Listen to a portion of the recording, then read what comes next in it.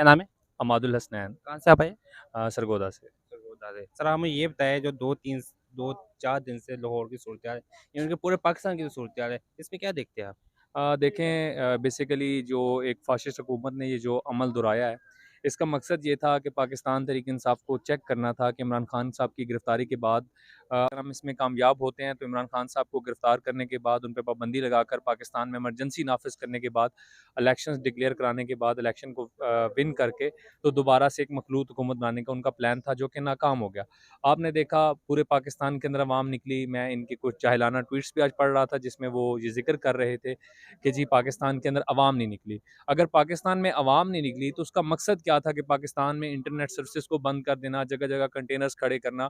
तो ये वो फ़ाशिस्ट हुकूमत ने इक़दामात अपनाए जो पाकिस्तान की तारीख़ में जो एक मार्शल लॉ की हुकूमत थी, उसमें भी वो चीज़ें नज़र नहीं आई जो इन 4 दिनों में हमें पूरे लाहौर में नज़र आई। सर, मेरा एक अहम सवाल आपसे ये है कि आर्मी के ऊपर अटैक हुआ है, पाक रेंजर के ऊपर अटैक हुआ है, पीटीआई ने किया, नून लीग ने किया या दीगर कोई अफराद ने किया है। लेकिन मसला ये है कि हमारी आर्मी के ऊपर अटैक हुआ है। इंडिया वहाँ से बकवास कर रहा है कि जो काम हमने नहीं किया, पाकिस्तानी अवाम ने कर दिया। इससे आप क्या कहेंगे? देखें, हर चीज़ का एक रद्द-ए-अमल होता है। जी, आप भी जानते हैं कि हमारे मुल्क के अंदर इस टाइम हुकूमत कौन चला रहा है। हमारी जब से हमें बड़े अफ़सोस से साथ कहना पड़ता है कि जब से हम आज़ाद हुए हैं, हमने आज़ादी ठीक तरह से हासिल की ही नहीं। हमारे मुल्क के अंदर कभी भी जो जमहूरियत है वो चली ही नहीं है। जमहूरियत की आड़ में जहाँ पे पाकिस्तान में ऐसे काम किए गए, सामने जमहूरियत थी, पीछे कुछ और था। हम उसकी इंतहाई अफ़सोस भी है हमें जो अटैक्स हुए हैं, मुख्तलिफ़ आर्मी के दफ़ातर के ऊपर अटैक हुए हैं, कोर कमांडर हाउस पे अटैक हुआ है, उसका हमें अफ़सोस है। लेकिन हमें उन महरक़ात को ढूँढना पड़ेगा कि उसके पीछे लोग कौन थे। जहाँ तक मेरी ऑब्ज़र्वेशन है, जहाँ तक हम जानते हैं, हमारे यूथ बड़ी पुरअमन यूथ है। उन्होंने चाहे 14 मई का वाक़या हो, चाहे ये पिछले दिनों आपने देखा होगा, हमारी यूथ बड़ी पुरअमन तरीके से रही है। किसी ने कोई ऐसा अटैक नहीं किया। देखें, जहाँ पर आप अवाम के ऊपर अटैक करेंगे तो उसके रद्द-ए-अमल में अवाम भी अपने आप को सेव रखने के लिए कुछ ना कुछ करेगी। मैं आपको कल की बात बता दूँ, लिबर्टी के अंदर हम लोग प्रोटेस्ट के लिए गए वहाँ पे, और वहाँ पे इन्होंने हमारे ऊपर वहाँ पे इन्होंने लाठियाँ बरसाई।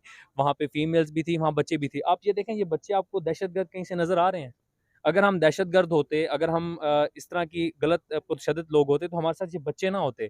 हम बच्चों को लेके आते इसीलिए हैं, हमारा मकसद ये है कि हम पूरी कौम को बता सकें, पूरी दुनिया को बता सकें कि पाकिस्तान तहरीक-ए-इंसाफ के कारकुनान एक पुरअमन है, और वो हमेशा अपना पुरअमन एहतजाज रिकॉर्ड कराते हैं। हमारा अगर आप इस्लामाबाद के अंदर एक धरना देख लें, इतना लंबा धरना पाकिस्तान की तारीख में नहीं हुआ। उस धरने के अंदर देखें कि आपको कोई एक गमला भी टूटा हुआ नज़र नहीं आया। तो आप किस तरह से कह सकते हैं कि इसमें पाकिस्तान तहरीक-ए-इंसाफ इन्वॉल्व थी? सर, आपने रबल्टी का नाम लिया। रबल्टी में एक प्लाज़ा है, उससे कहा जाता है कि आर्मी चीफ के जो हमारे साहब आर्मी चीफ है, उनके बेटे का प्लाज़ा है। ठीक है। जबकि उस प्लाज़े के अंदर जो दुकानें हैं, जो शोरूम है, जो ऑफ़िस है, वो प्राइवेट बंदों के।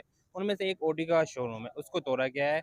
लेकिन जब वो तोड़ा गया, मैं उधर था, उसमें से पीटीआई के बाद लोगों की आवाज़ें आ रही थी कि तोड़ दो, तोड़ दो। इवन कि उन्होंने पीटीआई के झंडे पहने हुए थे, पीटीआई की वो लैंग्वेज यूज़ कर रहे थे। तो आपको लगता नहीं है कहीं न कहीं पीटीआई भी इसमें अ, 10% हम कह देखें सकते देखें, हैं? मैं आपकी बात काट रहा हूँ। सबसे पहले ये है कि अगर हम इस तरह की पुरशद्दत एक्टिविटीज़ पे उतरें, तो मेरे ख़्याल से सुप्रीम कोर्ट के ऊपर भी कल अटैक किया जा सकता है नून लीग के झंडे लेकर। ये एक वाज़िया तरीका है कि आप अपने लोगों को इन्वॉल्व करें, उनको नून लीग के झंडे पकड़ाएँ और सुप्रीम कोर्ट पे अटैक कर दें। इसका क्या मतलब है कि नून लीग ने अटैक किया? कतई नहीं, पाकिस्तान तहरीक-ए-इंसाफ पुरअमन तहरीक है। जो उसमें इन्वॉल्व थे, उसकी इन्वेस्टिगेशन होनी चाहिए, जो लोग उसमें इन्वॉल्व थे, उनको सज़ा मिलनी चाहिए। लेकिन जो हमारा नज़रिया है, जो हम समझते हैं, हमारी यूथ बहुत ही पुरअमन यूथ है। हमारी यूथ पढ़ी-लिखी यूथ है। आपको जो प्रोटेस्ट में लोग नज़र आए, वो पुरअमन लोग थे और वो यूथ थी। और मैं समझता हूँ कि यूथ ऐसी हरकत नहीं कर सकती। ये एक साज़िश के तहत किया गया ताकि पाकिस्तान तहरीक-ए-इंसाफ को बदनाम किया जाए, उसको बैन किया जाए। और देखें, अवाम के अंदर तो मुकाबला कर नहीं सकते। अब उनके पास वाहिद हल है, या खान साहब को पाबंद किया जाए, खान साहब के ऊपर पाबंदियाँ लगाई जाएँ, उन्हें नाअहल किया जाए, या फिर पाकिस्तान तहरीक-ए-इंसाफ को बैन किया जाए। तो ये एक वो पिक्चर क्रिएट कर रहे थे, एक माहौल क्रिएट कर रहे थे, जिसको सुप्रीम कोर्ट ने आज नाकाम बना दिया है। सर, आपने एक बहुत अच्छी बात की है कि कोई भी बंदा पीटीआई का या नून लीग का झंडा लेके जाकर अटैक करे, तो हम उसका नाम नहीं ले सकते। लेकिन मेरा सवाल एक रिपीट हो रहा है दोबारा कि आर्मी के ऊपर अटैक होना चाहिए था कि नहीं होना चाहिए था? देखें, हम हमेशा इदारों से मोहब्बत करते हैं। हम इदारों की इज़्ज़त भी करते हैं, इदारों का एहतराम भी करते हैं। ये वो पाकिस्तान आर्मी है जो हमें कहीं गाड़ियाँ नज़र आती थी तो हम सैल्यूट किया करते थे। ये वो पाकिस्तान आर्मी है कि जहाँ हमें मिलती तो हम उनको पानी पेश किया करते थे। ये वो पाकिस्तान आर्मी है जिनके ऊपर फूल निछावर किया सर, अब करते थे। क्यों ऐसा वक़्त आ गया कि हमने उनके ऊपर अटैक कर दिया? देखें, हमारे ही हमारे बंदे थे, सच में बात कर रहा हूँ, पीटीआई की हो, नून लीग की हो या दीगर किसी भी बंदे को, लेकिन थे वो पाकिस्तानी, हम ये कह सकते हैं।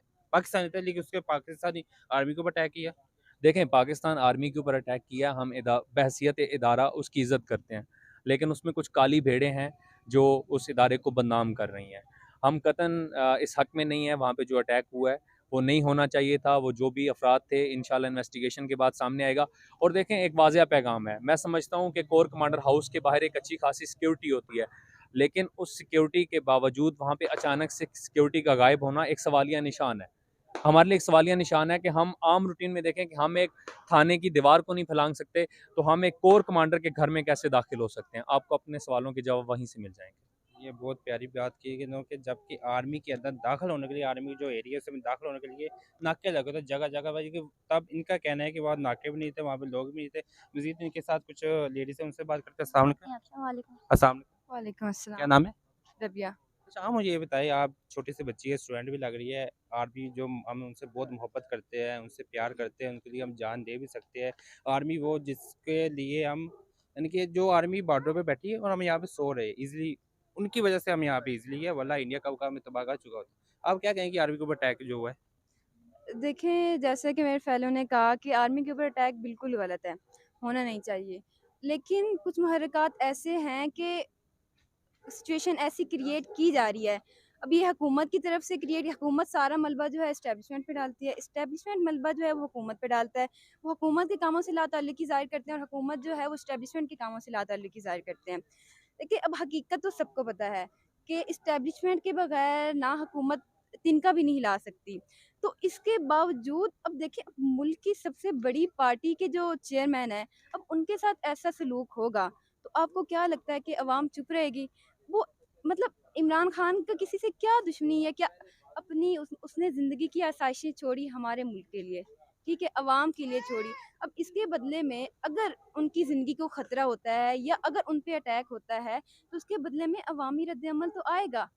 अवाम कैसे बर्दाश्त करेगी कि एक लीडर जिसने अपनी ज़िंदगी, अपनी औलाद, अपनी आसाइशें, अपने लिए दौलत, लग्ज़री लाइफ़ सब कुछ छोड़ा, हमारे लिए छोड़ा, और हम इन उन पे कैसे हम बर्दाश्त करते हैं, बर्स कर अच्छा, आप सकते हैं मुझे कि वो ये तकलीफ़ बताएँ, में है? बतौर पाकिस्तानी, आप पाकिस्तान के फ्यूचर क्या देखती है? क्योंकि इस वक़्त जो पाकिस्तान के जो इंटरनेशनल मीडिया बातें दे रहा है ना, इवन कि इंडिया बकवास कर रहा है कि पाकिस्तान का जो काम हमने नहीं किया, पाकिस्तानी अवाम ने कर दिया आर्मी को ऊपर अटैक करके। तो इस वक़्त पाकिस्तान का फ्यूचर आप क्या देखती है? देखिए, पहली तो बात है कि उन्हें ये सब कुछ करने का मौका ही नहीं देना चाहिए था।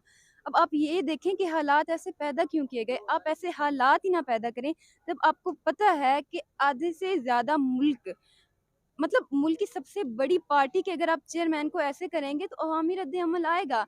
उनको ये सब चीज़ें पहले सोचना चाहिए थी, उनको इसके नतीजे में होने वाले रद्द-ए-अमल के बारे में सोचना चाहिए था कि इसके नतीजे में ऐसे रिएक्शन हो सकता है, तो हम उसी हिसाब से अपनी हिकमत अमली तरतीब दें। लेकिन नहीं, उन्होंने नहीं सोचा कि अवामी रद्द-ए-अमल क्या होगा, उन्होंने नहीं सोचा कि अगर तबाही मचती है तो मचे। बस कुछ मखसूस काली भेड़ों की ज़िद और अना पूरी हो, जिसके बदले में ये सारी कुछ तबाही मची। हम ये नहीं कहते कि इदारा गलत है, इदारा गलत नहीं है। लेकिन जैसे आज इमरान खान साहब ने भी कहा ना कि इंटरनेशनल मीडिया ने जब उनसे पूछा कि आपको क्या लगता है कि एजेंसीज़ की आपसे दुश्मनी है, एजेंसीज़ आपसे पीछे, तो उन्होंने कहा नहीं, मेरे पीछे एजेंसी नहीं है, मेरे पीछे बस एक आदमी की ज़िद और एक आदमी की अकड़ है, वो है चीफ ऑफ आर्मी स्टाफ, वो आप सब जानते हैं। ठीक है? उनकी वजह से पूरे का पूरा जो इदारा है, उसकी इज़्ज़त ख़राब हो रही है, उनकी वजह से पूरा इदारा बदनाम हो रहा है। अभी भी टाइम है, अभी भी टाइम है, वो अपने डिसीजन को रिवर्स कर सकते हैं। अगर वो चाहते हैं कि अवाम में अपनी खोई हुई मोहब्बत और इज़्ज़त बहाल कर सकें, तो वो कर सकते हैं, लेकिन उन्हें अपने फैसले रिवर्स करने होंगे। ये हम अवाम, हम पीटीआई के लोग वही लोग हैं कि जब इंडिया वाले, जब ये जो पीडीएम वाले, जब अलहदा जमातें थीं, जो मंजूर पश्तीन, जब इनके खिलाफ बातें करते थे, इनके खिलाफ ट्विटर पे एक जंग छिड़ी होती थी, तो कौन डिफेंड करता था? पीटीआई के लोग डिफेंड करते थे। अब इन्हें, इनके लिए लम्हे फ़िक्रिया है कि अब इनको कोई डिफेंड करने वाला नहीं है। उसको भी तो सोचे ना, कि जो कहते हैं कि हमने दुश्मन के बच्चों को पढ़ाना है, दुश्मन के बच्चों को पढ़ाना है, क्या किया? अपने मुल्क के बच्चों के दिल में नफ़रत पैदा कर दी अपने लिए। हम तो वो लोग थे कि जब आर्मी की गाड़ियाँ गुज़रती थी ना, तो उनके पीछे भागते थे। जब तक नज़रों से ओझल नहीं हो जाती थी, हम उनकी उनकी तरफ कमर नहीं करते थे। ये अकीदत थी, ये मोहब्बत थी, और आज वही आर्मी है और आज वही हम हैं। तो आप ये खुद देखें कि हालात उन्होंने बदले या हालात हमने बदले। थैंक यू जी, ये थे हमारे पीटीआई के वर्कर जो कि अपनी राय से हमें बता रहे थे बाकी मज़ीद लोग इधर हैं, हम उनसे ही बातचीत करते हैं। तब के लिए अल्लाह हाफ़िज़।